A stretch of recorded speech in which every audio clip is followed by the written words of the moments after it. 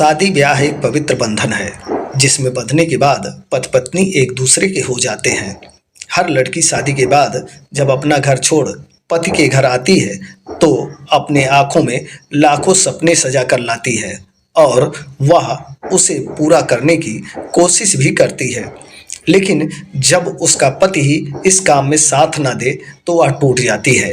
Arnica भी यही सपने लेकर ससुराल आती है, लेकिन अर्निका के साथ ऐसा क्या होता है जो एक बार सबको हिलाकर और रख देता है। नमस्कार, आदाब, सत श्री अकाल। एक नई घटना के साथ हाजिर हूँ मैं आपका दोस्त सौरभ मिश्र और आप देख रहे हैं रिस्की क्राइम न्यूज चैनल। चलिए बताते हैं अर्निका के साथ ऐसा क्या हुआ था।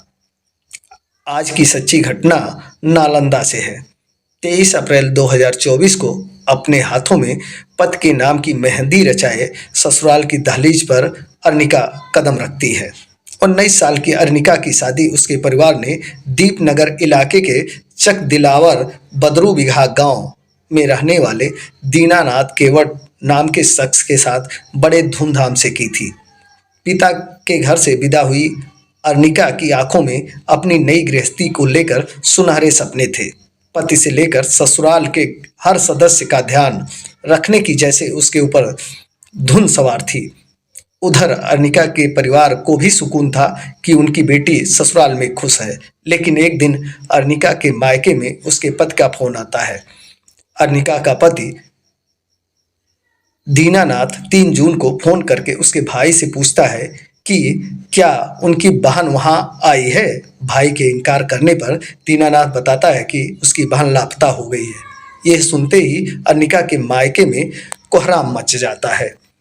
उसके भाई, माँ और सभी लोग तुरंत ससुराल पहुंचते हैं और अर्निका की तलाश में जुट जाते हैं। गांव से लेकर जंगलों तक अर्निका को तलाशा जाता है, लेकिन उसका कोई सुराग नहीं मिलता।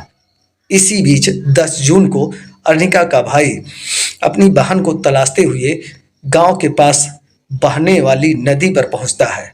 अर्निका का भाई उसे तलाश ही रहा था कि तभी उसकी नज़र नदी के पास दुपट्टे के एक टुकड़े पर पड़ती है। पास जाकर देखने पर पता चलता है कि ये दुपट्टा तो अर्निका का है। दुपट्टे का थोड़ा सा हिस्सा बाहर था जबकि बाकी जमीन के अंदर गड़ा था। अर्निका का भाई तुरंत पुलिस को फोन करता है। आनन फानन में पुलिस की गाड़ियां मौके पर पहुंचती हैं और उस जगह की खुदाई शुरू की जाती है। कुछ गहराई पर खोदते ही एक कंकाल नजर आता है। कंकाल के साथ एक बेडशीट भी मिलती है। अर्निका के परिवार वाले हैरान रह जाते हैं। यह कंकाल अर्निका का ही था।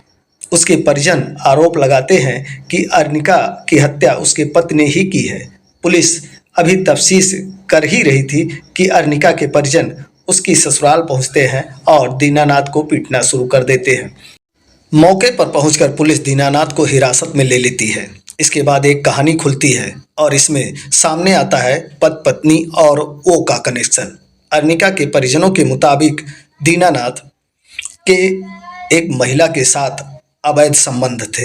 एक दिन अर्निका किसी काम से बाहर गई और वापस आकर जब उसने बेडरूम का दरवाज़ा खोला तो उसका पति अपनी प्रेमिका की बाहों में था। अपने पति को इस हालत में देखते ही अर्निका भड़क जाती है।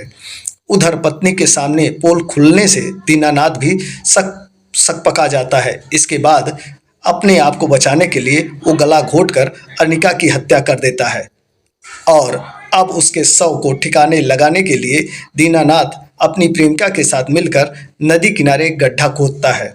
वहां अर्निका के शव को दफनाने के बाद उसके ऊपर एक केमिकल डालता है ताकि लाश जल्दी गल जाए। अपनी साजिश को अंजाम देकर दीनानाथ अर्निका के भाई को फोन करता है और उसके लापता होने की फर्जी कहानी सुनाता है। अर्निका के परिजनों की शिकायत के बाद पुलिस ने दीनानाथ और उसके भाई को गिरफ्तार कर लिया है।